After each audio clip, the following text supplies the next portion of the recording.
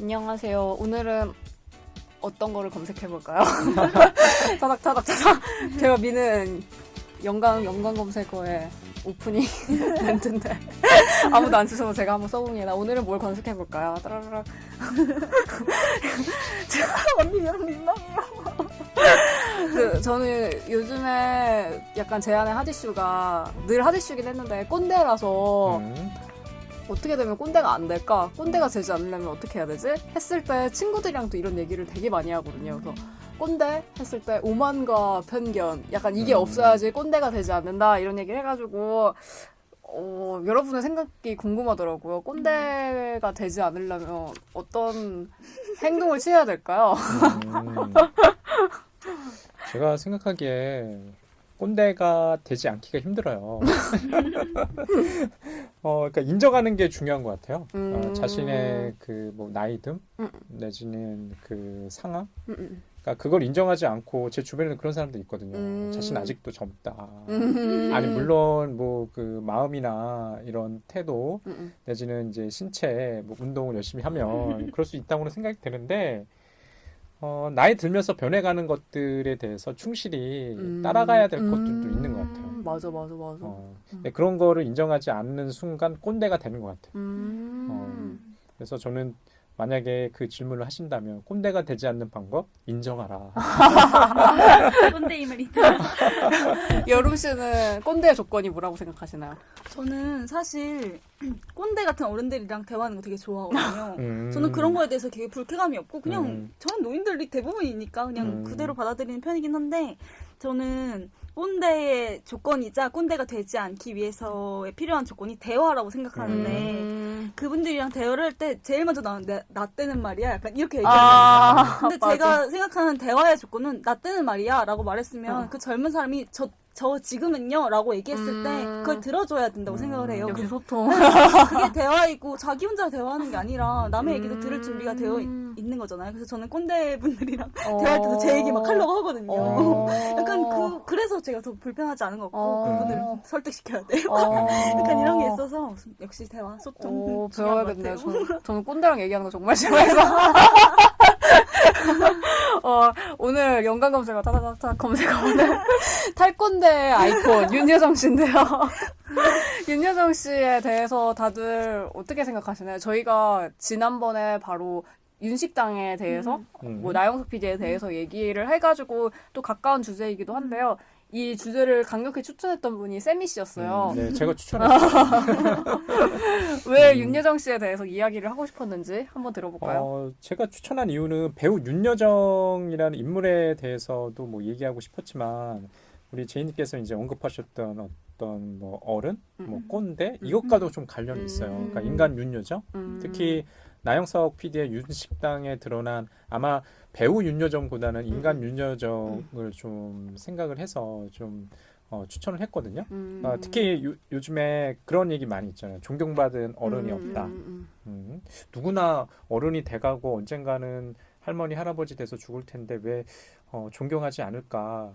우리의 미래에 대해서 왜 저렇게 부정적으로 얘기하고 심지어는 노인 혐오가 있을까?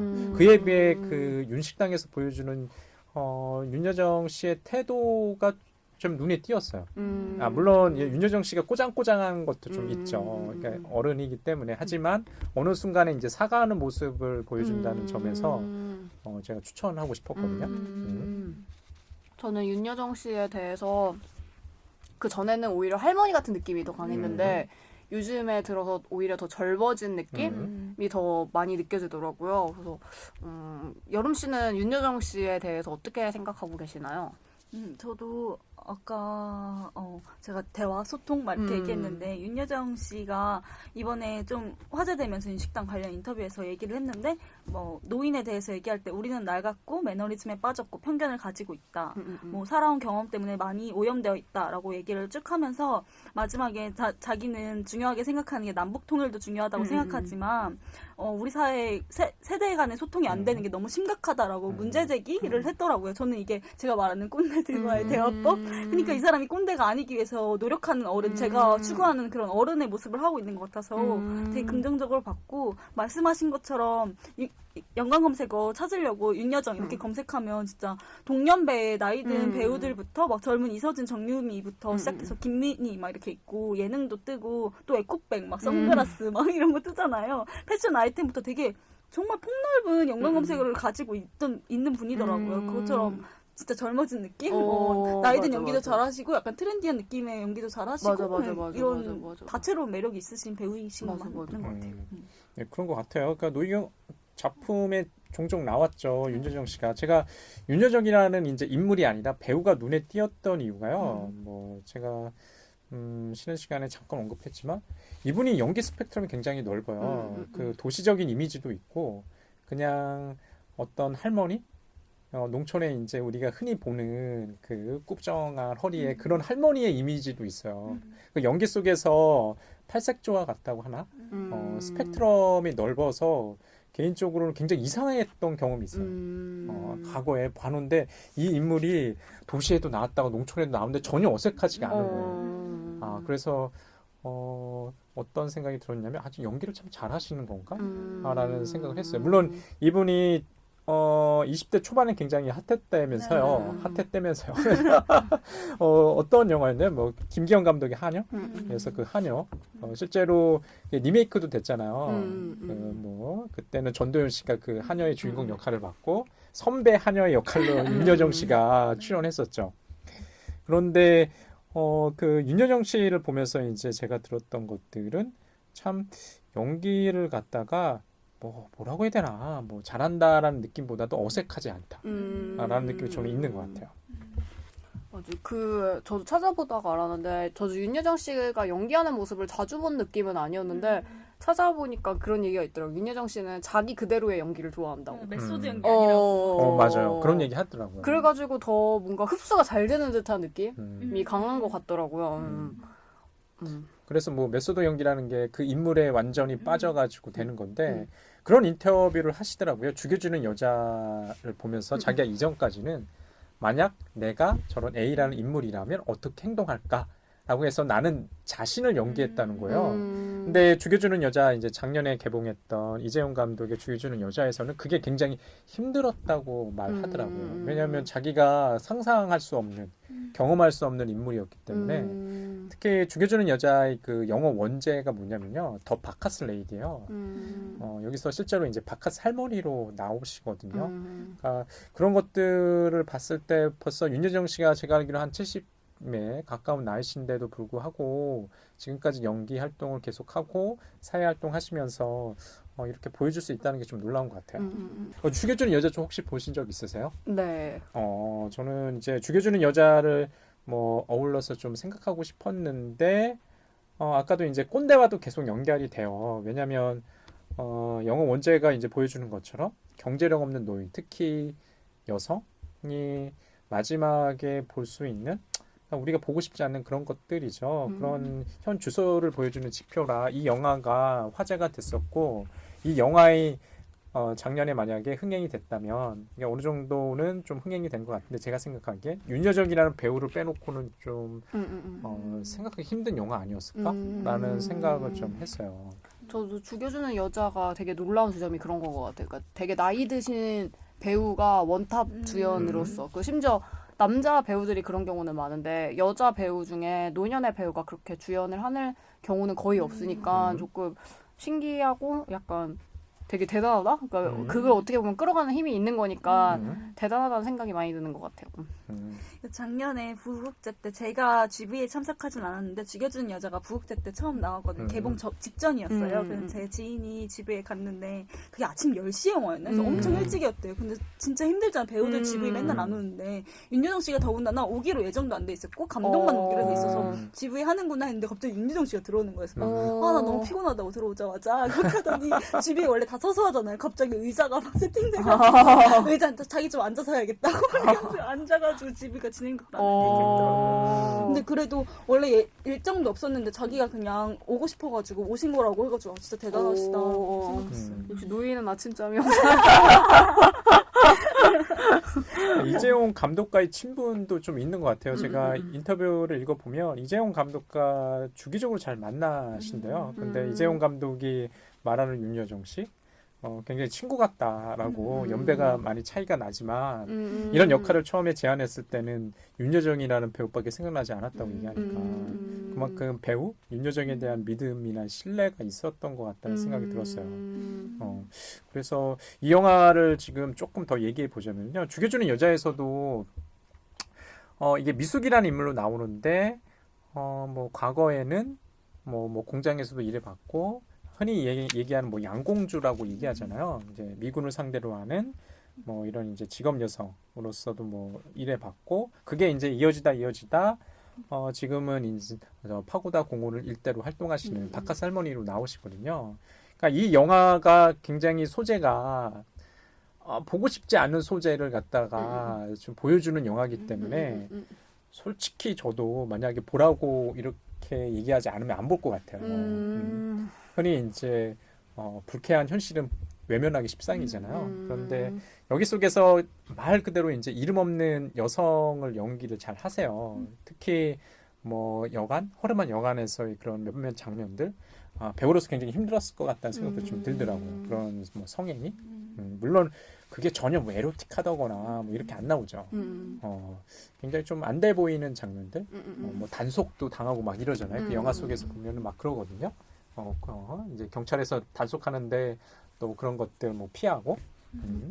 그런데 이 영화에서 제가 좀 주목했던 것들은 뭐냐면 윤여정이라는 배우가 굉장히 이제 이타적인 인물로 그려지거든요. 사회의 가장 극빈층에도 불구하고 가장 온기가 넘친다고 할까?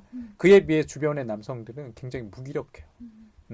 그게 한편으로는 영화 속에서만 그런 게 아니라 현실에서 좀 그런 것 같다는 생각을 저는 좀 갖거든요. 왜냐하면 윤여정이라는 인물이 여성 할머니잖아요. 여자 할머니인데 할아버지의 이미지와 할머니 이미지 좀 다른 것 같아요. 조영남 씨도 이혼하셨는데 자꾸 윤여정한테 들러붙으려고 하는 이유가 저는 그거라고 생각했거든요. 왜냐면 나이 들수록 여자들은 좀 강해지는 느낌이 드는데 남자들은 나이 들수록 좀 힘이 없어지는 듯한 느낌? 그러니까 누군가한테 기대고 싶어 하는 것 같아요. 그렇죠, 막. 그래가지고 윤여정 씨한테 자꾸 요즘에 훔쩍대시는 것 같아서. 정말 자신. 받아줄 이유는 없잖아요. 그러니까. 계속 이미, 시집 가셔야 된다고. 정말 그럴 것 같아요. 그러니까 그게 젊을 때 잘못 살아서 그래요.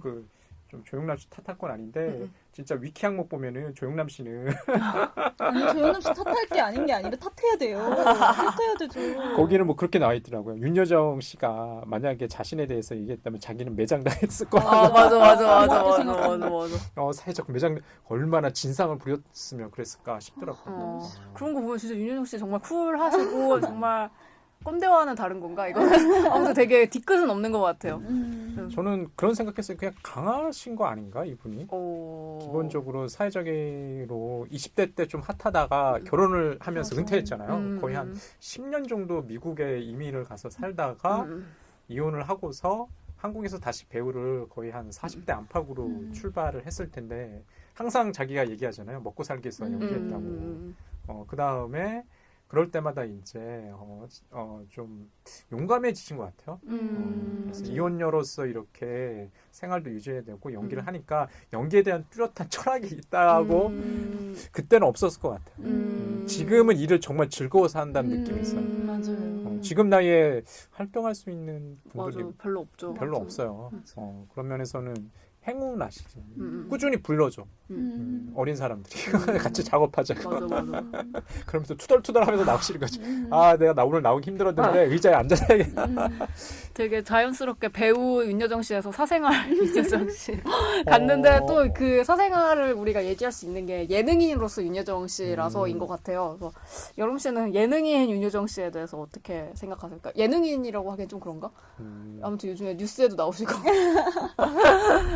저는 근데 그 예능인 윤여정 씨나 배우 윤여정 씨나 뭐 저희는 모르는 인간 윤여정이 있다면 그냥 그게 다 맞닿아 있는 분이라고 생각하고 그게 너무 솔직하시잖아요. 그게 꼰대 같아 보이는 지점도 있죠. 막 자기 할 말 다 해놓고 미안하다 사과하면 우린 이미 기분 상했는데 약간 그런 게 분명히 있긴 있는데 그래도 분명히 솔직하기 때문에 약간 믿고 보는 윤여정 약간 이렇게 되는 것 같아요. 예능에서도 그렇고 뉴스룸에 나와서 얘기하는 것도 유권자로서 나와서 얘기하는 것도 그렇고 배우로서도 그렇고 그냥 믿고 보는 그리고 약간 자기의 선이 우선 되게 확실히 지키시는 분이어가지고 저는 그 꽃보다 누나에서도 나오셨잖아요. 그때도 제일 인상 깊은 대사는 제일 많이 하시는 건데 그때 짐꾼이 이승기한테 승기야 그거는 아니야. 약간 이렇게 말씀하시는 게 진짜 인상 깊었거든요. 승기야 다 잘하고 있는데 그건 아니야. 약간 이렇게 말씀하시는 솔직함이 있는 게 저는 뭐 나쁠 수도 있지만 오히려 그렇게 말해서 이승기 씨가 그 일로 실수를 안 하게 되고 오히려 막 뒤에서 막 뭐라 하거나 약간 이렇게 하면 자꾸 실수 반복하면서 뒷담만 까게 되는데 그런 게 없어서 되게 좋았고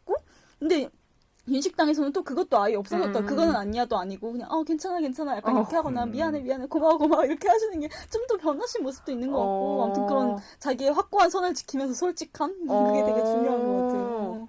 자기 주장이 있는 게 좋은 것 같아요. 예, 그 윤여정이라는 배우가 현장에서 어떤지 잘 모르죠. 저희가 인물 윤여정을 어떻게 알겠어요? 그러니까 이미지로 비춰지는 윤여정 씨에 대해서밖에 알 수가 없는데 순간 저는 윤식당이 처음인 줄 알았거든요. 근데 지금 말씀하시는 거 보니까 꽃보다 청춘, 꽃보다 누나였나요? 거기도 나오셨구나. 그때는 김재옥 씨 뭐 이런 분들이 나왔나요? 네네. 김재옥 씨, 김희애 씨, 이미연 씨 이렇게. 그런데 이제 가장 연장자로 나오셨구나. 그렇구나. 근데 왜 나는 잘 기억이 안 나지? 저도 그건 잘 보진 않았는데 그 채널 돌리다 봤을 때 맨날 그건 아니야 이렇게 얘기하시고 그게 저는 그게 좋은 것 같아요.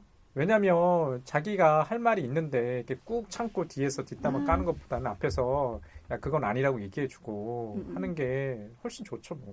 일하기 편하거든요. 그런 사람은. 맞아요.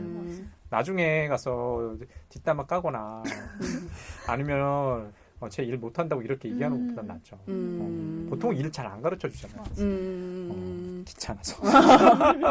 저는 윤여정 씨를 볼 때 이 사람이 꼰대가 아니긴 한데 몰라요. 좀 불편해요. 그러니까 이 위계 질서가 눈에 너무 확 보이니까 그러니까 어찌됐든 저는 이제 사회에 나갔을 때 그런 위에 있는 사람이 아니고 어찌됐든 밑에 있는 사람이니까 그거를 볼 때 되게 불편한 감정 그러니까 그 사람이 잘못하고 못하고를 떠나가지고 힘들어. 약간 방송만 봐도 기빨리는 듯한 느낌? 그런 게 들어가지고 좀 안 보게 되더라고요, 저는. 근데 그 나영석 PD의 예능이 전체적으로 전반적으로 다 유교 예능이라고 사람들이 칭할 정도로 약간 그런 위계 질서가 너무 확연히 드러나고 어른을 모시는 주된 내용이 있고 약간 이래가지고 그래도 윤여정이라서 다행인 건가 싶기도 하고 그러니까 윤여정이니까 우리가 이 정도 수용할 수 있는 사람을 우리가 바라보는 거지 진짜 더 꼰대 같은 사람이 나왔으면 더 기빨리고 더 힘들었겠거니라는 생각이 들기도 하더라고요.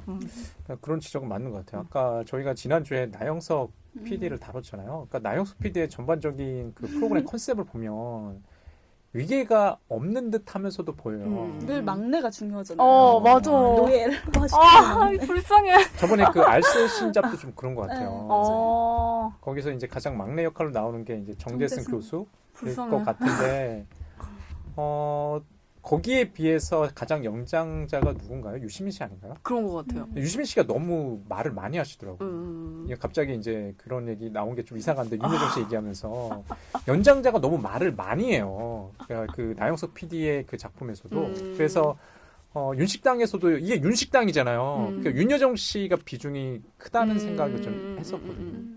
윤여정 씨가 너무 비중이 크다 보니까 말을 많이 하는 건지 아니면 편집을 그렇게 잡는 건지는 모르겠는데 전반적으로 좀 그렇게 비춰지는 것 같아가지고 좀 힘들어 보이기도 해요. 힘들어 보이기도 해요. 그래도 배우로서 뭔가 방송인으로서 아무튼 공인으로서 되게 이렇게 나이가 많은데도 불구하고 되게 좋은 본보기로 윤여정 씨가 이렇게 활동을 열심히 해주셔가지고 조금 여배우들한테는 되게 큰 희망일 것 같다는 생각이 많이 들어요. 윤여정 씨가 되게 저런 배우가 되고 싶다 이런 생각이 들 정도로 올해 벌써 데뷔 50년 차 해가지고 나이가 70살? 곧 있으면 생신이세요. 2월 19일. 맞아요. 진짜? 그래가지고 다들 너무 그래도 이런 배우가 있어서 세상에 존재해서 너무 다행이라는 생각이 들기도 하고 되게 꼰대일까? 그녀는 꼰대일까? 꼰대가 아닐까? 저는 항상 의문을 가지고 있긴 하지만 되게 주변에 있으면 되게 힘들 사람일 건 맞는 것 같아서. 물론 편하진 않겠죠. 편하진 않을 것 같아요. 뭐 좀 깐깐하신 것들이 있으니까 그냥 저는 그 캐릭터라고 생각하는 편이거든요. 배우 윤여정. 인간 윤여정 좀 얘기하다가 배우 윤여정 얘기하다가 갑자기 그 경계가 없는 사람이기 네. 때문에 이렇게 얘기할 수밖에 없는. 본인의 연기 스타일도 좀 거기에 일조하지 그쵸, 않나요? 그쵸. 네, 맞아요. 성격이 드러나는 연기인 것 같아요, 그게. 그래서, 그렇고 보면 연기가 평탄하다는 느낌이 있는데 아주 이렇게 고조가 있는 게 아니라 좀 색깔이 없다는 느낌도 좀 있어요. 그래서 오래 가는 걸 수도 있어. 아 그래요? 제가 받은 느낌이 그런 거였나? 어느 역할을 해도 잘 어울린다는 생각이 좀 들었거든요. 그냥 확 몰입한다기보다는 그냥 그럴까 보다라는 생각. 아마 주로 조연으로 많이 나오셔서 그런 거 아닐까라는 생각도 했어요. 근데 저 예전에 2008년인가 9년인가 아무튼 그때 2000년대 10년 요 원절이었는데 MBC에서 내 마음이 들리니라는 드라마를 했어요. 그게 주말 드라마였거든요. 그 남궁민 씨, 김재원 씨, 기억나요. 황정음 씨랑 나온 정보석 씨가 약간 지적 장애 어. 가지고 있고 어머니로 나오는데 그때 연기 진짜 너무 잘하셨거든요. 그때 막 눈물 오열하시면서 막 어깨를 막 이렇게 흐느끼면서 막 눈물 흘리시는데 그게 너무 슬픈 거예요. 그래서 저는 그때 진짜 연기 너무 잘하시는구나 이때 엄청 느꼈어요. 근데 그때 이후로 약간 그런 어머니 막 되게 헌신적인 어머니 역할을 안 맡으셔서 맞아. 그래서 약간 그런 극적인 연기를 못 보지 않았나 우리가 더 맞아. 싶기도 해요. 성격이 반영되는 캐스팅을 이제는 맞아요. 되는 것 맞아, 같아요. 맞아. 예. 근데 되게 윤여정 씨의 그런 모습이 되게 보기 좋은 게 어찌됐든 그 나이 때 그 여자 배우로서 이렇게 활발히 활동하고 있는 모습이 너무 멋있어가지고 앞으로도 윤여정 씨, 배우 윤여정 씨, 인간 윤여정 씨를 응원하면서 저희 연관 검색어 마치도록 하겠습니다. 이번에는 어떤 영화를 해보여볼까요? 검색에 이어 해부까지 하는 저희 연관 검색어. 이번 영화는 미싱, 이현희 감독의 2016년 작품 미싱을 가져왔는데요. 이현희 감독이 되게 오랜만에 거의 9년인가? 아무튼 되게 오랜만에 새로운 작품을 들고 와가지고 그리고 이 한국 남자 영화가 판치는 이 판에 되게 비처럼 다가와가지고 작년 한 해 그래도 나름 주목받았던 영화로 미싱이 있었는데요. 이 영화를 저희가 이번에 해보도록 해보겠습니다. 그래서 이 영화를 추천한 세미님이 이 영화를 추천해줬는데 추천해준 이유가 혹시 있으신가요? 제가 추천의 변을 좀 말씀드리자면 뭐 여성이란 키워드가 먼저 생각이 들었고요. 작년 영화 중에 여성 영화 아마 저희가 그 얘기하다가 뭐 여성 영화 내지는 뭐 페미니즘 영화 뭐 이런 것들을 얘기할 시간이 있을 것 같은데요. 기본적으로 엄지원 씨와 공효진이라는 이제 두 여배우가 뭐 투탑을 맡았고요. 여성 감독인 이현희 감독이 이 영화를 갖다가 이제 오랜만에 이제 감독을 했습니다. 간략한 이제 줄거리 아마 이 영화를 보지 못하신 분들이라면 궁금하실 것 같은데 이야기는 굉장히 단순해요. 목요일부터 월요일까지 한 4일 동안 펼쳐지는 말 그대로 미싱, 사라진 여자를 찾아서 벌이는 뭐 스릴러, 뭐 추정물이라고 할까요? 뭐 대략적인 줄거리는 이렇습니다. 그러니까 이혼 소송 중인 엄지원 씨가 맡은 이제 지선이라는 인물이 있고요. 이 지선이라는 인물이 고용한 뭐 조선 쪽인가요? 아니면 이제 중국인인가요? 이민자인 이제 한매 공효진 씨가 있습니다. 그러니까 지선이 이제 한매의 도움으로 이제 육아와 일을 병행해 가는데 어느 날 한매가 이제 사라집니다. 근데 혼자 사라지면 별 문제가 없겠죠. 근데 자신의 아이 지은이를 데리고 사라지게 되는 거예요. 다은이. 지은이가 아니라 가은이에요? 다은? 예. 다은이랑 사라져요. 그러니까 얼마나 이제 놀랐겠어요. 이제 그 엄지원 씨가 맡은 지선이라는 인물이 이혼 소송 중에 양육권 가지고도 지금 재판 중인데 아이가 갑자기 사라지니까 이것을 갖다가 경찰서에 정식으로 신고하려 하지만 양육권 소송에 이제 불리할까봐 이야기도 하지 못하고 심지어는 좀 시간이 흘러가지고 신고를 하지만 자작극 아니냐는 이런 오해까지 받아요. 변호사한테. 그러면서 한매가 남긴 단서를 가지고 아이를 찾아 나가면서 이야기가 이제 펼쳐집니다. 그러면서 한매가 들렸던 공간이며 장소를 갖다가 훑어가면서 하나둘 사라진 여자 한매의 비밀, 미스터리를 갖다가 우리가 마주하게 되고 그녀의 어떤 가슴 아픈 이야기까지 보여지게 되죠. 예, 이 영화의 이제 전체적인 줄거리는요. 한마디로 사라진 여자를 찾아서 보내는 4일 동안 펼쳐지는 이야기로 생각하시면 될 것 같아요. 이 영화를 딱 마주했을 때 드는 뭐라고 해야지 의문점이라 할까요? 그런 게 왜 그런 것 같아요. 그러니까 이 영화가 페미니즘 영화라고 우리가 말할 수 있을까? 저는 그렇다고 생각을 하는데 여름 씨 같은 경우에는 아직 확답을 못 하겠다라고 하셨거든요. 그래서 여름 씨는 왜? 왜 확답하지 못할까요? 근데 이게 첫 질문이지만 첫 질문부터 제가 약간 스포일러를 내는 것 같아서 스포일러 주의하시길 바랍니다. 저는 이게 여성 영화인 것 같기도 하고 아닌 것 같기도 하고 한데 그 지점이 첫 번째에서 등장할 때 지선과 한매의 관계가 그냥 부부 같잖아요. 바쁜 우리 아빠의 모습과 지선이 너무 닮아있거든요. 아이 신경도 안 쓰고 아이 콧물 막 더럽다고 그거 하면 안 된다고 막 하고 병원 일자도 모르고 아이에 관심이 없는 것처럼 보이면서 또 애정은 가지고 있고 그게 되게 모순적이잖아요. 그런 우리 한국 아버지의 모습? 이랑 너무 닮아 있는 것 같아요. 직장에만 신경을 쓰고 직장에서 뭐 스트레스를 받고 이런 모습이 또 가족, 그 집안 내에서도 막 일을 하고 막 아이 못 보고 일부터 하고 막 이런 장면이 등장하잖아요. 그래서 그런 부부의 관계가 같은 여성임에도 불구하고 그렇게 관계를 나눴다는 건 그거 자체가 약간 이게 진짜 여성 영화가 맞아? 라고 의문이 드는 지점이었던 것 같은데 그럼에도 불구하고 이게 여성 영화가 맞는 것 같기도 해 라고 생각이 드는 게 저는 이 여성이 갑작스럽게 둘 다 아이를 잃는 상황에 처하면서 변모한다고 생각을 하는데 그 양상이 전혀 달라요. 지선의 경우에는 한매로 인해서 다은이를 잃고 나서 경제적인 주체였고 그 집안에서 강한 사람이었던 지선이 갑자기 약자가 되거든요.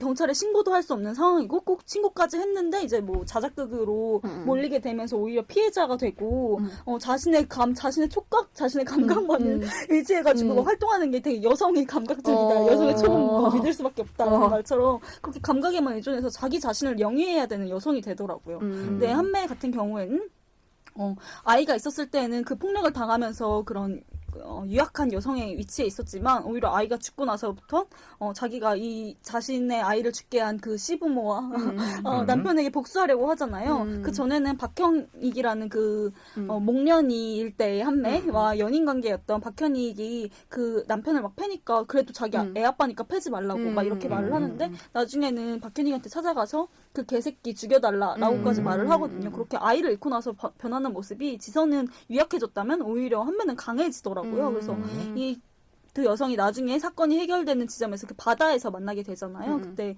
바다에 한매가 다은이를 넘기고 뛰어들고 그리고 다시 지선이 한매를 구하기 위해 다시 뛰어드는데 그게 뭐 실제인지 환상인지 저희는 판가름할 수 없지만 두 사람이 손을 잡는 그 장면 자체가 두 다른 여성의 연대기도 하지만 한 여성이자 어머니가 가지고 있는 다른 이면이 맞부딪히는 것을 장면으로 이렇게 이미지화 시키는 것 같아서 그 장면에서는 이게 진짜 여성 영화가 맞다라는 생각이 들더라고요. 그래서 이게 초반과 중후반이 정말 좀 다른 결을 가지고 있는 영화라는 생각이 많이 들었어요.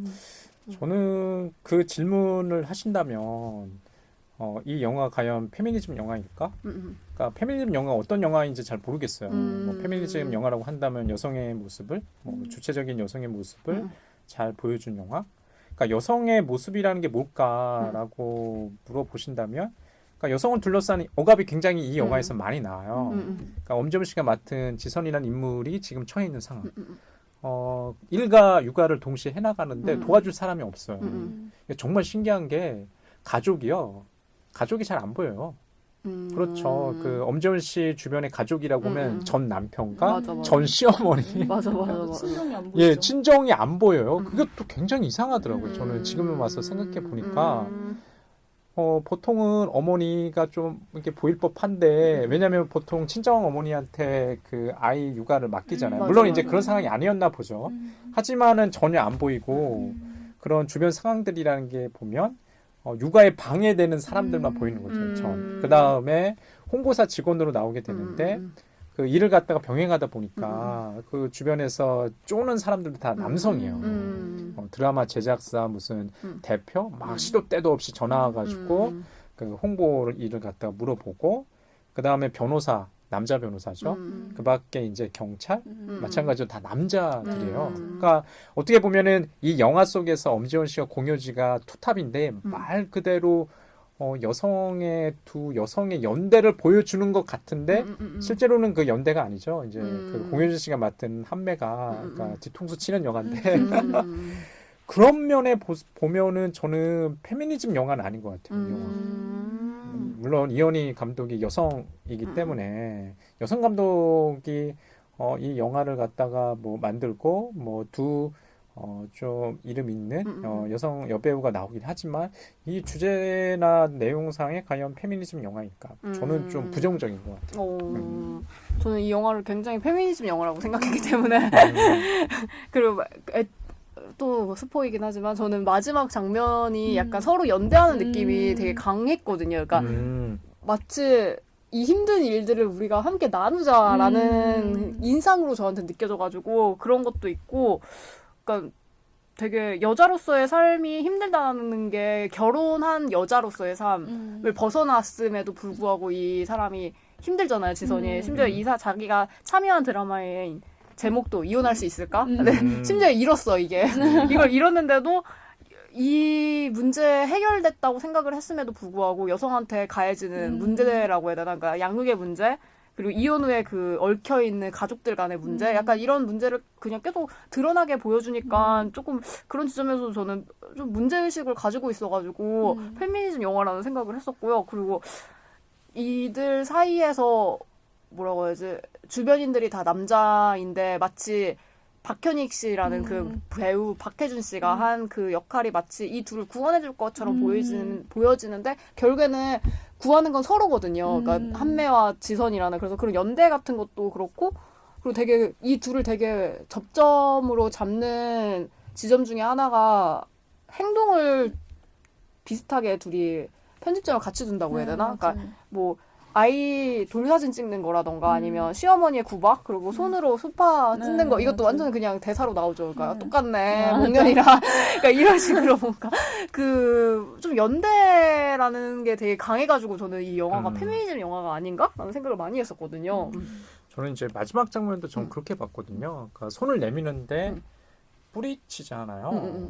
저는 손을 내미는데 중점을 둔 게 아니라 뿌리친다는데 그 초점을 뒀어요. 둘은 비슷한데 다르거든요. 상황이. 가령 예를 들어가지고 지선이란 인물은 우리 엄지원 씨가 맡은 지선이라는 인물은 이혼 소송 중이지만 나름대로 전문 여성으로서 그 자기 생활을 영위하려고 노력하는 인물이잖아요.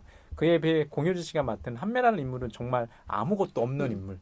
오히려 아무것도 없기 때문에 그 일종의 그 가정 폭력이죠. 가정 폭력을 피해서 아이와 그 집을 나갔는데 그 생활을 영위하기 위해서 그 뭔가요? 가령 예를 들어서 몸을 팔아야 하는. 심지어는 이제 이것도 스포이긴 하지만 장기까지 파는 그런 장면들이 있거든요. 그러니까 두 여성이 처한 상황이 완전히 다른 것 같아요. 근데 상황만 다르지 비슷하지 않나요, 결과는? 그러니까 왜냐면 지선 같은 경우도 돈을 벌기는 벌고 독립적인데 뭐 양육비를 반을 쓴다던가 그런 문제도 있고 그리고 되게 일이 과도한 것 같아요. 제가 봤을 때는 되게 월급을 많이 받아야 될 것 같아. 그렇죠.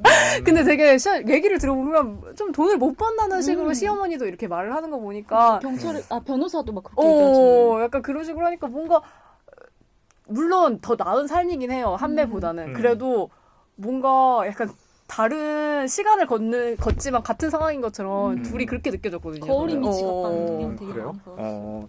저는 솔직히 얘기해서 이 두 인물 중에 지선과 한매, 보모인 한매 중에 가장 애착이 가는 인물은 애착이 간다기보다는 좀 안타까운 인물은 한매죠.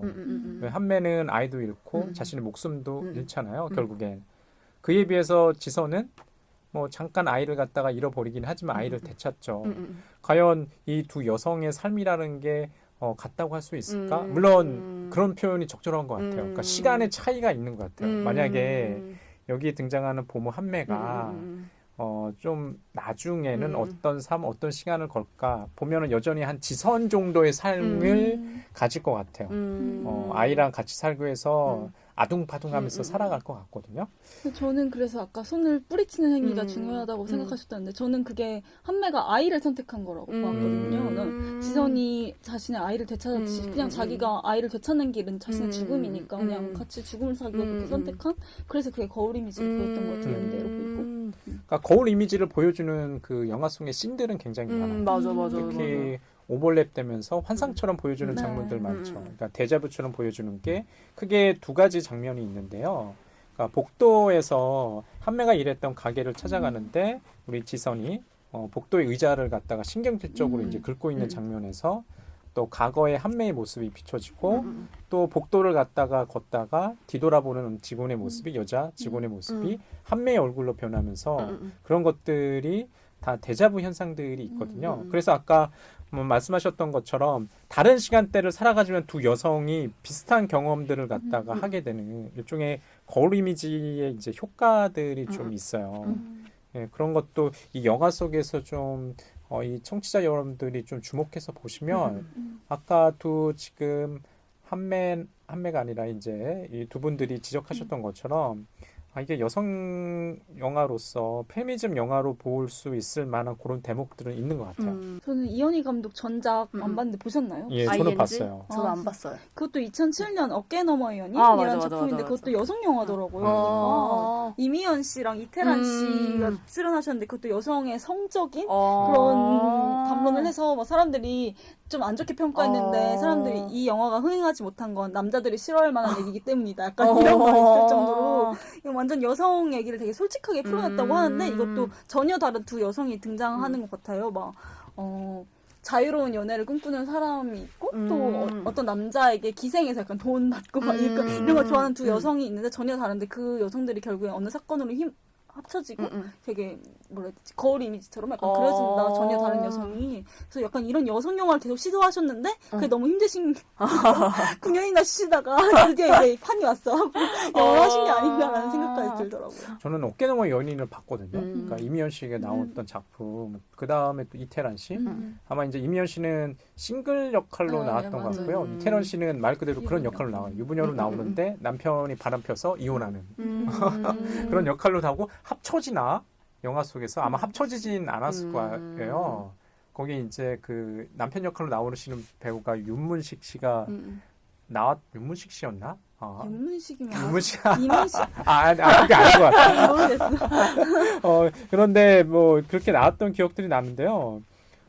이 영화로 다시 돌아왔어. 미친 사라진 여자로 돌아와서 저는 그 이 두 여성이 처한 상황이 이 여성들의 잘못이 아니거든요. 이게 구조적인 문제거든요. 그게 좀 초점을 맞추고 싶어요. 그러니까 두 여성이 아무리 연대하고 손을 잡고 손을 내밀고 이 문제를 헤쳐나가려고 해도 이미 처음부터 결과가 예상되지 않았을까라는 생각들을 갖거든요. 왜냐하면 이 두 명의 여성을 둘러싼 모든 인물들, 남성 인물들은 그게 변호사이건 뭐 경찰이건 의사이건 심지어는 또 뭔가요? 아까 중국인 지금 박현익 그 인물도 이용하려고만 해요. 이 인물들이 그렇기 때문에 장벽에 갇혀졌다는 느낌을 이 영화 속에서 많이 받거든요. 저는 얘기하면서 생각난 영화가 델마 루이스였거든요. 그 영화에서도 마지막 그러니까 되게 성격이 다른 어깨너머의 연인처럼 성격이 다른 두 여인이 도망가잖아요. 근데 결국에는 마지막 엔딩에서 또 스포일러입니다. 마지막 엔딩에서 그 차를 타고 도망을 가다가 진짜 마치 우주로 가는 것처럼 공중으로 내린단 말이에요. 근데 저는 그 영화를 보면서 이 사람들이 살아도 어차피 나아질 거 없으니까 저 사람들이 그냥 저렇게 떠나는구나. 어디론가 우주로 떠나는구나. 그렇게 봤는데 약간 한매가 그 손을 거부하고 바다로 뛰어든 것도 어차피 내가 이 손을 잡아가지고 지선이랑 같이 연대한다고 해도 나아지지 않을 건데 못하러 하겠어 하고 그냥 너무 슬퍼. 새로운 세계로 가자 이러고 간 듯한 느낌이 얘기를 하다 보니까 그런 생각이 많이 드네요. 그런 것 같아요. 저는 이 영화를 보면서 달라진 건 없지 않을까라는 생각을 좀 했어요. 여기서 엄지원 씨가 맡은 그 지선이라는 인물이 과연 그 이후에 어떤 삶을 살았을까? 마찬가지로 그 보면였던 한매가 설사 살았다 할지라도 아이를 잃고 그 이후의 삶은 어땠을까? 그게 낙관적으로 보이진 않더라고요. 그러니까 마지막에 이 제목 마냥 정말 사라진 것 같은. 여성으로서 보면은 좀 제가 좀 이 영화를 보면서 좀 아쉬웠던다는 게 뭐냐면 아이에 대한 애착이 마치 여성의 모든 것처럼 그려지는 것 같아서 좀 그게 마음에 안 들어요. 근데 근데 이게 제목이 원래 사라진 아이였대요. 그러니까 부제가 사라진 여자잖아요. 지금 미싱 사라진 여자인데 그 전에는 미싱 사라진 아이였는데 여자로 바뀌었다고 하는데 되게 근데 그렇게 보일까봐 감독님이 조금 신경 쓴 것 같아요. 그러니까 너무 모성애를 가지고 있는 게 여성한테 너무 당연하다는 거를 최대한 노력하지 않기 위해서 그거를 뺀 것 같은데 제가 보기에는 그러니까 여자에 집중하기 위해서 뺀 것 같은데 우리나라에서 일단 영화를 개봉하려면 조금 그런 거를 넣어야지 좋아해가지고 조금 그렇게 느껴지게 만들어진 거 아닐까요? 라는 생각이 문득 드네요. 다 좋아하진 않거든요. 그러니까 여기서 마치 사라진 여성이긴 한데 여성 개인한테 초점이 맞춰지는 게 아니라 어머니로서의 여성만 중심에 이렇게 딱 등장이 돼요. 특히 이제 그걸 보여주는 장면이 좀 섬뜩하긴 한데 이것도 스포일러입니다. 한매가 죽은 아이를 갖다가 화장하지도 않고 묻지도 않고 그 아이를 갖다가 냉동고에 보관하잖아요. 그게 이제 충격적인 장면이긴 한데 그 장면에서 어떤 것들을 조금 등장했냐면 왜 그렇게 아이에 대한 애착을 넘어서 집착할까? 마치 이 여성들한테는 어머니로서 아이밖에 없다는 것처럼 이렇게 보이는 거예요. 그게 이제 이 영화를 보면서 페미니즘 영화인가라는 첫 번째 질문에 대해서 이건 페미니즘 영화가 아니라 그냥 모성의 영화 아닌가라는 생각들이 들었어요. 그래서 이 영화를 좀 긍정적으로 평가하려고 해도 약간의 그 뭔가 미심적인 것들이 있더라고요. 이게 과연 여성을 주체적으로 그린 건가? 근데 한매한테 그거밖에 없어서 그런 거 근데 아니에요? 저도 그런 저는 한매가 왜 그것밖에 없을까라는 또 질문을 던지기가 싫어요. 하긴 맞아요. 이 속에서 한매의 그 이제 그 어딘가요? 그 친정이 아니라 시집 거기 나오는 시어머니 굉장히 섬뜩해요. 그게 이제 가장 인상적이었던 이 영화 속의 장면인데 자기 손자임에도 불구하고 손자인가요? 손녀인가요? 손녀? 손녀예요. 여자 나왔다고. 제인이요. 아, 그래요? 아 맞아. 그 치료를 갖다가 여자라고. 포기하고 아이는 또 낳을 수 있으니까 상관없다는 맞아. 투로 얘기를 하는 거예요. 맞아. 그게 되게 섬뜩하게 들렸고 저는 이 두 여성이 엄지원 씨가 맡은 인물과 공윤지 씨가 맡은 인물이 2시간대를 살아가는데 여성이라서 2시간대를 살아간다고 보기보다는 이 사람은 이민자이고 이 사람은 그냥 한국에서 태어났기 때문에 그냥 다른 삶의 상황에 처해지지 않았나라는 생각들을 했거든요. 그러니까 농촌가 같은 경우는 여전히 노동력이 중요한 거잖아요. 그러니까 여자아이가 나올 때 별로 이제 그 힘쓰고 말 그대로 그 블루칼라라고 할 수 있는 노동력으로서 가치가 없는 거예요. 그런 것들을 전형적으로 보여주지 않나라는 생각이 들었기 때문에 사실 그 장면에서 섬뜩했거든요. 특히 이제 도시에서의 이제 삶이라는 것은 우리가 주로 여성들이 노동력으로서 이제 가치 있다고 한다면 굳이 뭐 힘 말 그대로 근육을 움직이는 그런 힘들이 필요한 건 아니잖아요. 그래서 이 영화가 한편으로는 계속해서 얘기하지만 여성의 어떤 공통점을 보여주기보다는 이 두 인물이 그냥 국적도 다르고 그런 차이를 계속 강조한다는 생각이 들어서 저는 뭐 연대감이 잘 안 보인다는 게 좀 불만이었어요. 근데 저는 그 시골 거기에서 그 시댁이 있는 한매 시댁이 있는 거기에서 한매를 도와주는 또 다문화 가정 여성이 맞아요. 있었나 그 가정은 온전한 가정을 꾸리고 있어요. 그분도 어찌됐던 국제 결혼으로 인해서 해외에서 오신 여성일 테고 이주민인데도 불구하고 온전한 가정을 꾸리고 있고 자기가 다른 이주민을 도와주려고 하잖아요. 저는 그게 오히려 우리가 생각하는 한매랑 지선을 분리하고 시골과 도시를 분리하는 지점을 없애는 것 같아요. 오히려 그걸 매개시켜주고 그런 삶이 가능한데도 불구하고 그게 불가능한 여성으로서의 삶이었기 때문에 아이에게 집착할 수밖에 없었던 한매의 모습을 드러내는 인물이어서 저는 그 설정이 되게 중요하다고 생각했어요.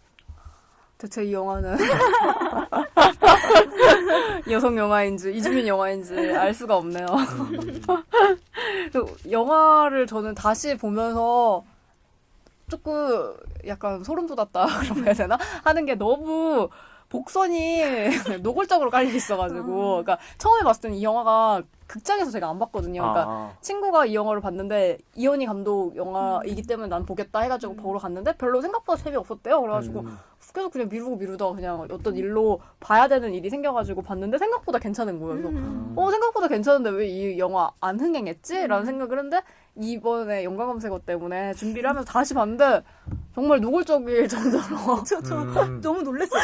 그러니까 너무 복선이 어마어마하게 깔려 있어가지고 막 뭐 그 컵 위치를 놓는, 그러니까 맨날 마시는 맞아요. 컵을 항상 놓는데 거기 김치냉장고 위에 항상 올리잖아요. 근데 그게 그 김치냉장고 또 스포 그 김치냉장고 안에 한매 자식이 있었었고, 그리고 뭐 병원에서 울고 있는 한매 자식이 정말 보이더라고요. 그 대신, 그러니까 뒤바뀌잖아요. 그러니까 다은이가 입원하기 위해서 한매 자식이 빠지는 그런 장면을 보여줄 때 바로 있고, 근데 이걸 보면서 되게 노골적이다라는 생각이 들면서도 동시에 그래도 약간 정신분석학적으로 생각을 하면 그러니까 무의식도 우리가 연구를 해야 된다 이런 관점에서는 정신분석학으로서 가치가 있는 건가라는 생각이 들기도 하면서 되게 신기했어요. 그러니까 보통 영화를 다시 보면 이 영화가 좋아지는 경우가 저는 되게 많았거든요. 예. 근데 이 영화는 다시 보면서 어머나 저도요. 어머나 이게 뭐야, 약간 이런 지점들이 많아가지고 되게 이런 것도 되게 조금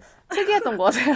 그러니까 영화가 너무 뻔한 그런 것들이 있어요. 그 상징적인 소재나 문구나 아까 뭐 컵의 위치나 그러니까 영화를 계속 보면 좋아지는 영화 내지는 이게 잘 만든 영화라는 생각되는 것들이 있는데 좀 자질구레한 것들이 이미 너무 뻔한 것들을 장치해 놓은 거 아닌가? 미장센처럼. 맞아. 죄송합니다. 감사합니다. 우리가 뭐라고? 안 들으실 거라고 생각하시면. 그런 것들이 있어요. 그래서 좀 영화가 러닝타임이 한 90분 정도 되잖아요. 네. 그것도 제가 볼 때는 마치 이야기가 좀 미진한 느낌이 있었거든요. 물론 그 이야기, 영화의 속도는 굉장히 빨라요. 왜냐하면 스피디하게 한 4일 동안 펼쳐지는 이야기이기 때문에 아까도 이제 그 이야기 초반에 제가 말드렸다시피 이 영화가 한매에 대한 좀 미진한 게 있는 것 같아요. 항상 보면 이야기가 더 남아있는 것 같은데 끝났다는 느낌? 궁금하긴 해요. 한매의 삶이, 그러니까 한국에 오기 전에는 어땠는지. 그 다음에 지선도 마찬가지예요. 지선의 그 모습이라는 것은 그냥 일가 양육을 갖다가 잘 해보려고 하고 이혼에 처해 있다. 이거 외에는 없거든요. 이거 외에는 없어요. 사실. 왜 그런 남자랑 결혼한 거지? 그러니까 그것도 궁금해. 왜 사랑받을 수 있는 여자인 것 같은데. 그 전문직 여성인데 그 전 남편은 이제 의사로 이렇게 나오죠. 의사로 나오는데 뭐 아이를 낳자마자 몇 년 정도 같이 살다가 그냥 헤어진 정도밖에 잘 모르고 그 중에는 어떤 역할을 헤어짐에 누가 담당했을까? 시어머니일 것 같다는 생각은 들었어요. 왜냐면 시어머니가 이혼 후에도 계속 찾아오잖아요. 뭐 아이에 대해서 양육권을 주장하면서 그게 더 섬뜩하더라고요. 저는 솔직히. 왜냐면 이 영화 속에서 자신의 아이죠. 자신의 이제 아이가 이제 가장 최고기 때문에 그 아이가 이제 결혼한 그 뭐 엄지원 씨가 맡은 이제 지선에 대해서 오히려 더 날카롭게 대하는 거예요. 그래서 그 두 시어머니가 나오는데 마찬가지로 이 영화 속에서도 도시 속에서의 전문직 의사를 아들로 둔 시어머니라 농촌인데 좀 거기서 나오는 농촌에 공효진 씨가 결혼한 지금 한매가 결혼한 그 남편이 좀 정신적으로 문제가 있는 걸 나오잖아요. 그게 저는 좀 섬뜩하더라고요. 왜냐면 결혼할 당시에 그냥 말 그대로 팔렸다는 느낌이에요. 이게 매매혼이었구나.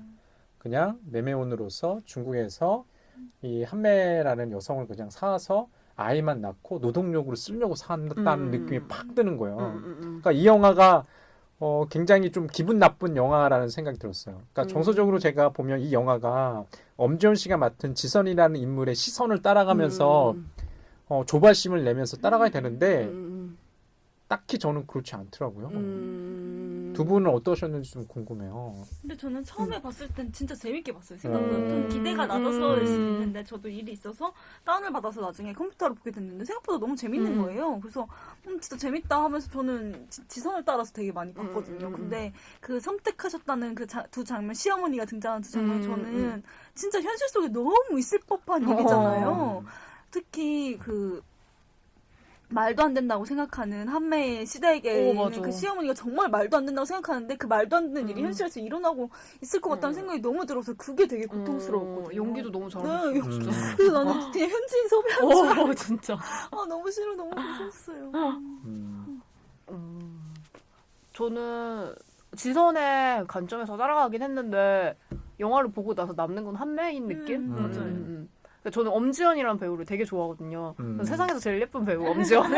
이 정도로 엄지연 씨 너무 좋아하는데 이 영화를 봤을 때 솔직히 공효진 씨가 엄청 예쁘게 나온 건 아니잖아요. 근데 되게 딱 이 영화를 떠올렸을 때 한매의 그 모습이라고 해야 되나? 맞아요. 그게 딱 인상이 딱 각인되어 있는 듯한 느낌이 들어가지고 되게 조금 그런 지점에서는 좀 특이한 것 같아요. 그러니까 완전한 시점은 지선이지만 뭔가 영화의 분위기를 아우르는 거는 한매인 느낌? 이게 두 여배우의 비중이 그렇게 균등하게 보이지가 않는 것 같아요. 그러니까 촬영 분량은 어떻게 됐는지 모르겠는데 지금 말씀하셨던 것처럼 공효진 씨가 맡은 한매의 비중이 더 크게 느껴지거든요. 이게 부제가 그래서 그런가? 사라진 여자? 네, 그런 느낌도 있었어요. 그러니까, 한매의 비밀이 제일 중요한 맞아. 시기잖아요. 그러니까 관객들이 이 영화를 봤을 때는 아무래도 엄지원 씨가 맡은 지선이라는 인물에 대해서 궁금한 게 아니라 계속 공효진 씨가 맡은 한매라는 인물이 궁금한 거예요.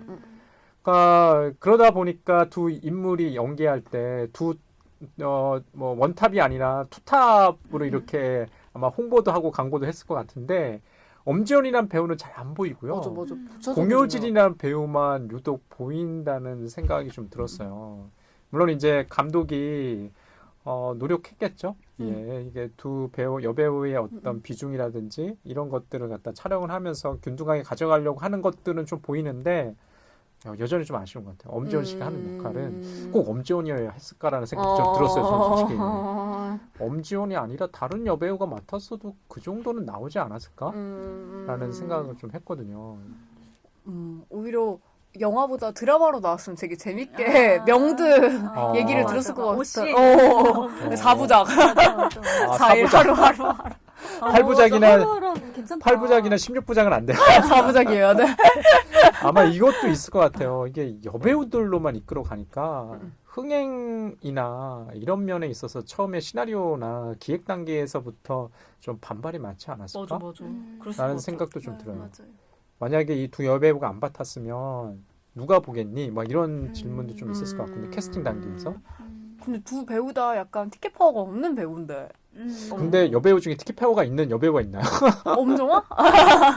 아니에요? 글쎄, 저는 누구죠? 잘 없을 것 같아요. 솔직히. 맞아, 공부다. 뭐 원탑이나 투탑으로 나왔을 때 내지는 그 여배우 때문에 본다? 잘 없는 것 같거든요. 과거에 심은경은 그랬죠. 수사관들이 할 때는 진짜 심은경 보고 갔잖아요. 맞아. 근데 심은경 씨가 나온 그 영화는 사실 기대하지 않은 영화였기 때문에 오히려 그 입소문 타고 그게 굉장히 흥행몰이를 하지 않았나라는 생각 그래요? 들고. 저는 주변 사람들 다 심은경 나오니까 봐야지 약간 진짜? 심은경 씨 그 이전에 뭐 나왔어요? 써니 나오고. 써니는 원탑은 아니었고 네, 여러 가지 이제 집단 체제였기 때문에 또 감독이 같았잖아요. 네, 제가 알기로는 써니랑 아니요 달라요. 달라요? 강윤철이고 써니는 수상한 그녀는 다른 사람이었어요. 그랬어요? 그래서 이 여배우들이 좀 비중이 작다는 것도 저는 좀 눈에 걸리더라고요. 근데 생각보다 저는 왜 그러니까 이런 문화를 소비하는 사람이 20대, 30대 여성들이 주도한다고 생각을 했었거든요. 근데 영화 같은 경우에는 생각보다 우리나라 사람들이 영화를 너무 많이 보기 때문에 그게 주도층이 아니라고 하더라고요. 오히려 50대, 60대, 중장년층들이 보는 영화를 보는 경우가 많기 때문에 그래서 한국 영화에서 되게 일편한 편견적인 그런 영화가 나올 수밖에 없는 이유가 그 사람들이 보이지 않는 숨은 관객들이어서라는 게 진짜 맞는 것 같아요. 그러니까 그 중장년층을 아우를 수 있는 여배우는 없는 것 같다는 생각이 많이 드는 것 같아요. 만약에 영화도 이제 산업이니까 영화 산업에서 그 처음에 기획할 때 아마 그런 고려를 할 것 같아요. 인구학적인 고려를. 분명히 요즘에는 전산 시스템이 잘 갖춰져 있기 때문에 관객에 대한 분석도 굉장히 세밀하게 들어갈 거 아니에요. 그러니까 이 영화도 갑자기 궁금해요. 어떤 연령대에서 남녀를 구분했을 때 심지어는 직업도 한번 보면은 어떤 관객들이 봤을까라는 생각도 좀 들거든요. 근데 남성 관객한테 그렇게 호소력은 없었을 것 같아요. 만약에 이제 두 분은 이제 여성분들이고 특히 만약에 결혼을 한 여성들이었다고 한다면 굉장히 공감하면서 보지 않았을까요? 오히려 보기 힘들었을 네, 것 저도 같아요. 안 봤을 아, 것 그래요? 같아요. 음. 결혼해서 애까지. 애까지 있으면 시간이 없어서 안 보는 거 아니에요? 진짜 못 보겠다고 하더라고. 특히 유괴 막 이런 사건 맞아. 나오는 영화. 그게 정서적으로 굉장히 좀 불편한 소재예요. 맞아, 그쵸. 또 아이를 그게 현실 잃어버린. 속에서도 일어나는 맞아. 일이고. 아이를 잃어버렸다는 것 자체가 상상만으로도 오는 어떤 정서적인 충격이 있거든요. 그래서 아마 오히려 그런 분들은 안 봤을 것 같다는 생각이 드네요. 그러면 50대, 60대 분들 봤을까? 더안 봤겠. 문득 드는 생각이었는데 저희가 첫 문을 이 영화가 페미니즘 영화인가? 라고 했을 때 세미님은 이주민 영화에 더 가깝다라는 얘기를 했었잖아요. 아니 꼭 이주민보다 패밀리즘 영화는 아니다라는 게 저희 입장이죠. 근데 문득 그런 얘기를 들으면서 한 생각이 한국 남자 영화, 한남 영화에서는 보통 이주민을 되게 진짜 이주민 혐오라고 할 맞아요. 정도로 되게 그 사람들이 못되고 나쁜 사람들로 비춰주는데 여기서는 그래도 그나마 덜 그렇게 보이는 것 같아서 오히려 조금 친밀하다고 해야 되나? 그러니까 그 뭐라고 해야 돼? 술집 마담 같은 그분도 저는 그분 캐릭터가 너무 강렬했던 게 좀 너무 귀여우신 거예요. 그러니까 김선영 씨가 맡은 역할. 김선영. 그러니까 그분도 그렇고 약간 한매도 아이를 납치한 나의 적일 수는 있지만 언젠가는 다시 또 동지가 될 수 있는 그런 가능성을 가지고 있는 역할이라서 조금 그래도 그렇게 보면 또 이 영화 같이 있는 것 같기도 하고. 그러니까 보면은 그 노래하는 중국 여자로 불리잖아요. 그 가게에서는. 그래서 오히려 그 지선이 한매를 갖다가 뭐 폄하한 듯한 대사를 하니까 주변에서 같이 일했던 한매가 그렇게 욕하지 말라고 오히려 좀 옹호해주는 그런 사람 아니라고 그런 것도 보면은 일종의 연대감을 보여준다는 생각이 좀 들었어요. 저는. 그렇게 이주민 아까 말씀하신 것처럼 진짜 조선적 혐오, 이주민 혐오 엄청 강한데 우리나라에서 이주민을 아예 주축으로 이렇게 끌어가는 영화 자체가 없었던 것 같은 거예요. 생각해보니까. 예전에 나홍진 감독의 황해 근데 정도? 그것도 되게 폭력적으로 맞아. 나오잖아요. 이 사람의 삶을 들여다본다는 느낌이 없었거든요. 맞아. 근데 이 사람은 분명 뭐 나쁜 짓을 했죠. 아이를 유괴했으니까. 그렇지만 이 비밀이 밝혀지는 건 그냥 이 사람의 일생이었던 거잖아요. 일상을 그냥 보여주는 거기 때문에 이걸 막 진짜 극적으로 막 드라마틱하게 보여주려는 시도가 아니라 정말 있을 수도 있는 이주민 혐오에 대한 감정을 무마시킬 수 있는 그런 일상을 드러내는 것 같아서 전 그 점에서 이 영화가 되게 좋은 효과를 발휘하고 있지 않나라는 생각이 들었어요. 맞아. 근데 그런 생각도 들어요. 만약에 이주민이나 그런 소재가 나왔을 때 이렇게 관객을 견인할 수 있는 역할을 담당할 수 있을까? 라는 생각도 들고 완전히 외국인이 아니라 그러니까 우리 사회에서 들어와 있는 이방인들이잖아요. 느낌이 이제 그런 느낌이에요. 그 TV에서 하면 뭐 이웃집 찰스 느낌. 이웃집 찰스 느낌이거든요. 그러니까 외국인들이 한국 사회에서 정착하려고 굉장히 노력하는데 이질감이 있는 거죠. 뭐 피부 색깔부터 언어부터 그런 것들이 있기 때문에 설사 기하를 했다고 할지라도 정말 한국인이 맞나? 약간 그런 것들이 있는 것 같아요. 제가 어제도 이제 이웃집 찰스 재방송하는 거 봤거든요. 예전에는 좀 종종 봤어요. 저 한 번도 안 봤어요. 이웃집 찰스가 왜 보냐면 여러 국적 분들이 나오고 물론 이제 기아한 분도 있고 아니고 뭐 결혼 이민자도 있고 여성뿐만 아니라 남성도 굉장히 다양하거든요. 근데 그거 보면서 굉장히 놀라웠던 거 뭐냐면 저렇게 많은 국적의 사람들이 한국 사회에서 정착하고 싶어 하나라는 생각을 해서 우리는 항상 좀 우스갯소리가 아니라 정말 진지하게 헬조선 하잖아요. 우리는 여기를 탈출하려고 하는데 저분들은 오히려 이쪽의 삶이 굉장히 좋은 거예요. 자기 고국의 삶보다. 뭐 심지어는 뭐 우리가 생각하기에는 저런 유럽이나 다른 권의 사람들도 여기서 더 살아가고 싶어하는 그런 인터뷰를 하는 걸 봐서는 좀 혼란스럽다는 생각이 들어요. 도대체 천국은 어디인가? 없어. 파라다이스는 어디인가? 한배처럼 물에 뛰어들어야 돼. 이 세상은 이승은 아닌 걸로. 혹시 미싱을 보면서 또 뭐 재밌게 봤던 뭐 인상 깊게 봤던 장면 같은 거 혹시 있으신가요? 저는 그 마지막 배 추격 장면이 아까 거울 이미지 같다는 게 그 손실의 창으로 그 지선이 한매를 바라보는 장면이 있거든요. 한매가 이제 아이를 안고 그 배의 이제 앞머리에서 바다를 구경하고 있잖아요. 굉장히 위태위태한 장면처럼 보이긴 하는데 그 창 안에서 보고 있는 지성과 한매를 비교했을 때 누가 더 어머니 같았냐면 한매가 또 어머니 같더라고요. 저는 그게 굉장히 이상했어요. 만약에 영화 중간에서 영화를 갖다가 보거나 마지막만 봤다면 어떤 느낌이었을까? 어. 누가 진정한 어머니지? 라는 생각을 갑자기 들었어요. 아까 그런 표현 하셨잖아요. 그 아버지 같다고 지선이 맡은 역할이 아버지 같고 한매는 어머니 같다. 어머니가 지선은 이제 그 경제 활동에만 전념하고 있고 한매는 뭐 가정 생활을 잘 영위할 수 있도록 노력하는 건데 그 장면에서 일종의 뭐 성별 분업도 보는 것 같고 마치 항상 그렇잖아요. 아버지는 그 존재가 이방인처럼 느껴지잖아요. 그런 모습을 보여주는 것 같아가지고요. 뭐 일종의 뭐 그런 것 같아요. 이게 둘 다 어머니인데 어머니 색깔이 다르고 나는 그게 더 좋은 어머니, 나쁜 어머니는 없는 것 같아요. 예. 저는 지선도 좋은 어머니라고 생각하거든요. 그 아까 그 엄지원 씨가 맡은 역할 대부분의 우리가 주변에서 볼 수 있는 어머니들은 그 엄지원 씨가 맡은 지선과 같은 인물일 것 같다고 생각하거든요. 킹남이 많으니까. 그러니까 좀 안타까워요. 좀 개인적으로는 왜 남편들은 안 보이지? 남편들은 안 보이고 남성들도 안 보이고 요즘은 좀 제 주변에 보면 세대가 달라져서 그런가 굉장히 뭐 노력도 많이 하고 물론 노력한다는 게 뭐 한계는 있겠지만 그렇게 예전처럼 이렇게 다 너가 다 해 이러면 진짜 쫓겨나거든요. 모계사인데 모계사야 되고.